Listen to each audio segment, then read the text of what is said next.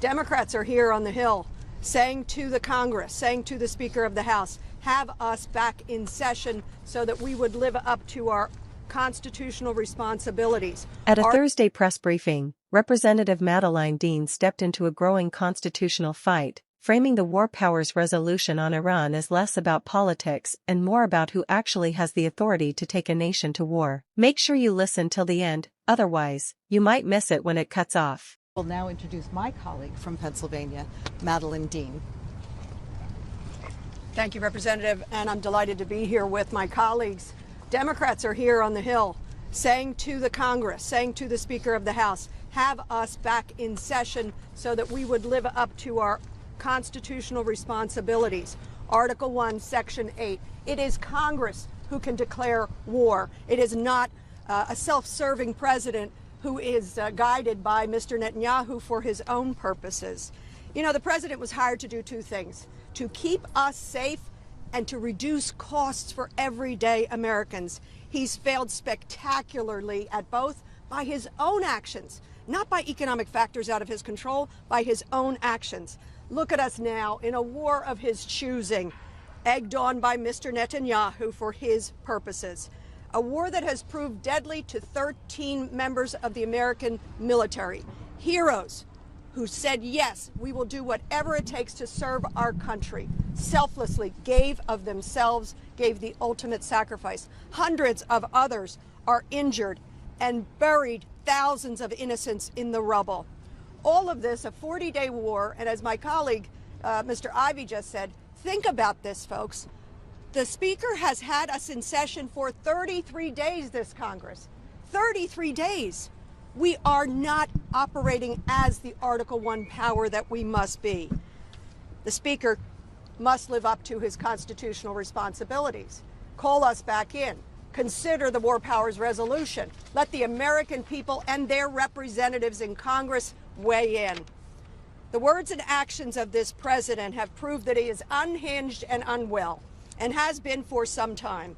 Over the weekend, we read and heard the president's Easter morning tweet of profanity, blasphemy, danger, and the following day, his threat to eliminate an entire civilization. Pause there. These are not normal times, America.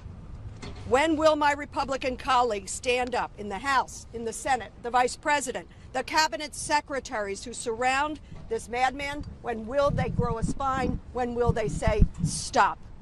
We've been taken to an even darker corner of his addled mind than one that we witnessed this week, as children in Iran and around the globe sat in fear, worrying if a president of the United States would blow up an entire civilization, Iran.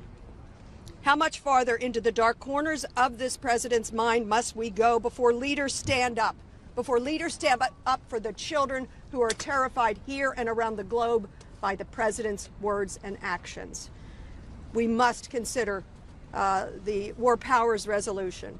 And now it is my privilege to turn this over to my colleague and friend from California, Sarah Jacobs. Emphasized that Congress has a duty to be involved in decisions of this magnitude, warning that lawmakers cannot sit on the sidelines while military action unfolds. Her message was clear: this is not just about Iran, it's about whether the United States is still following its own rules when it comes to war. Dean's tone reflected deeper frustration among Democrats, who argue the current conflict is escalating without proper authorization or a clear strategy.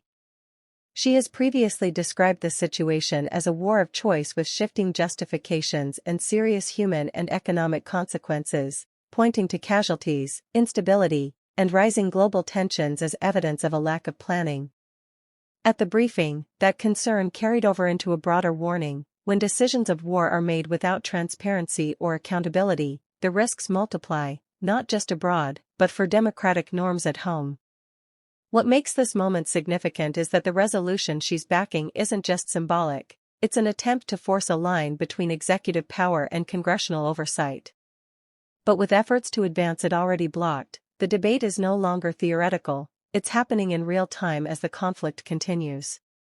Dean's remarks ultimately land on a stark question: if Congress doesn't assert its authority now, when it matters most, does it still have it at all? Thanks for watching. Don't forget to subscribe to the channel and turn on notifications so you never miss an update.